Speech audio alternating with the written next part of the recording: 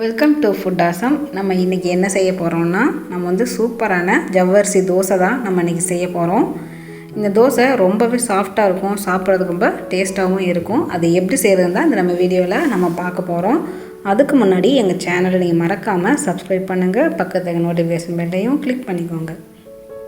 இப்போ நம்ம ஃபஸ்ட்டு நம்ம வந்து ஒரு அரை கப் அளவுக்கு நம்ம வந்து ஜவ்வரிசி எடுத்துக்கலாம். இது கூடவே நீங்கள் 1/4 கப் அளவுக்கு உளுந்து, நீங்கள் வந்து ஜவ்வரிசி எந்த அளவு எடுத்தீங்களோ அதே அளவு நீங்கள் வந்து இட்லி அரிசி, இதில் வந்து நீங்கள் ஜவ்வரிசியும் உளுந்தும் ஒன்றா ஊற போடுங்க, இட்லி அரிசி மட்டும் தனியாக ஊற போடுங்க. ஜவ்வரிசியும் இட்லி அரிசியும் ஒரே அளவு.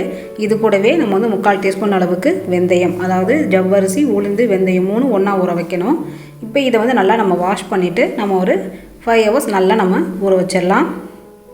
நீங்கள் காலையிலே ஊற வச்சிட்டிங்கன்னா நீங்கள் மதியம் போல் நீங்கள் அரைச்சி வச்சிட்டிங்கன்னா ஒரு 4 hours நல்லா ஃபர்மெண்ட் ஆகிடும், நைட் நீங்கள் செஞ்சிடலாம். இப்போ நம்ம பாருங்கள் நல்லா ஊறி ஜவ்வரிசி நல்லா பெருசாக ஆயிடுச்சு, நல்லா ஊறிடுச்சு நம்மளுக்கு. நான் 5 hours நல்லா ஊற வச்சுருந்தேன். இப்போ அதில் உள்ள தண்ணியெல்லாம் நம்ம வடிச்சிட்டு நம்ம வந்து அரைச்சிடலாம். இப்போ ஃபஸ்ட்டு நம்ம வந்து ஜவ்வரிசி உளுந்து எல்லாத்தையும் நம்ம வந்து அரைச்சி எடுத்துக்கலாம். அதில் தண்ணி கூடவே நம்ம சேர்த்துடக்கூடாது, தண்ணியை ஃபில்ட்ரு பண்ணிடணும். ஃபில்ட்ரு பண்ணிவிட்டு ஜவ்வரிசி இதை மட்டும் நம்ம சேர்த்தா போதும். இப்போ வந்து நம்ம இதை வந்து நல்லா ஃபைன் பேஸ்ட்டாக நம்ம அரைச்சி எடுத்துக்கணும். கொஞ்சம் கொஞ்சமாக நம்ம வந்து தண்ணி சேர்த்துக்கணும். எடுத்ததுமே நீங்கள் வந்து தண்ணி சேர்த்துடக்கூடாது, கொஞ்சம் கொஞ்சமாக நீங்கள் தண்ணி சேர்க்கணும். ஏன்னா ரொம்ப தண்ணியாகிடுச்சுன்னா நமக்கு வந்து தோசை ஊற்ற வராது. பாருங்கள், இந்த மாதிரி நீங்கள் வந்து அரைச்சி எடுத்துக்கணும். இது வந்து ஜவ்வரிசி உளுந்து வெந்தயம் 3 அரைச்சி நம்ம இந்த மாதிரி எடுத்து வச்சுக்கலாம். இதை வந்து ஒரு பவுலில் நம்ம வந்து மாற்றிடலாம்.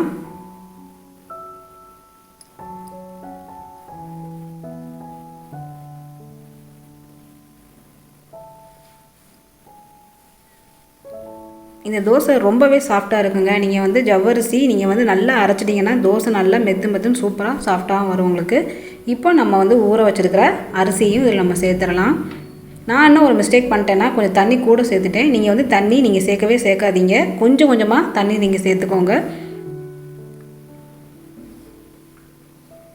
இப்போ பாருங்கள், நம்ம வந்து அரிசியும் நம்ம அரைச்சி எடுத்துட்டோம்.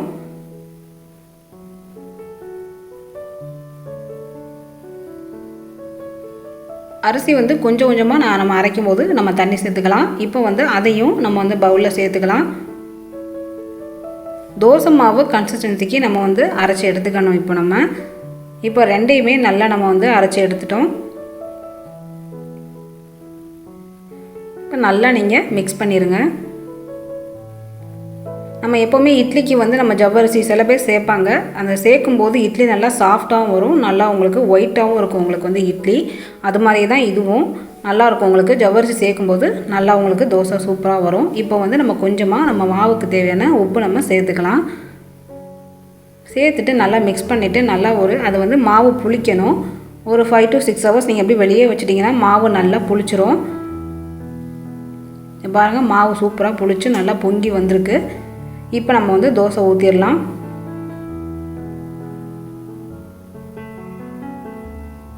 பாருங்கள், சூப்பராக மாவு புளிச்சு அருமையாக வந்திருக்கு. நீங்கள் இது கூடவே வெங்காயம், கொத்தமல்லி, கொஞ்சம் தேங்காய், சீரகம் இதெல்லாம் போட்டு கூட நீங்கள் ஊற்றலாம். வேணான்றவங்க நீங்கள் வந்து அப்படியே கூட நீங்கள் ஊற்றிக்கலாம். இதுக்கு வந்து தேங்காய் சட்னி நல்லாயிருக்கும், சாம்பார் நல்லாயிருக்கும், வெங்காய சட்னியும் நல்லாயிருக்கும். இப்போ நம்ம வந்து தோசை ஊற்றிடலாம். ஒரு பேனோ தோசைக்கல்லோ நல்லா சூடானதுக்கப்புறம் நீங்கள் நல்லா ஊற்றுங்க.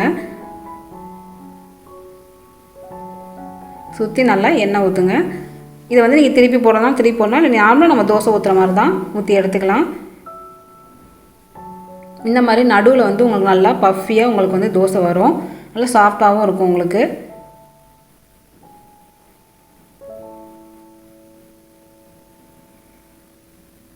இப்போ நமக்கு சூப்பரான சுவையான ஜவ்வரிசி தோசை தயாராகிடுச்சு. இதை நீங்கள் ட்ரை பண்ணி பாருங்கள். செஞ்சு பார்த்துட்டு எனக்கு கமெண்ட் பண்ணுங்கள். இந்த வீடியோ பிடிச்சிருந்ததுன்னா உங்கள் ஃப்ரெண்ட்ஸுக்கு நீங்கள் ஷேர் பண்ணுங்கள், லைக் பண்ணுங்கள்.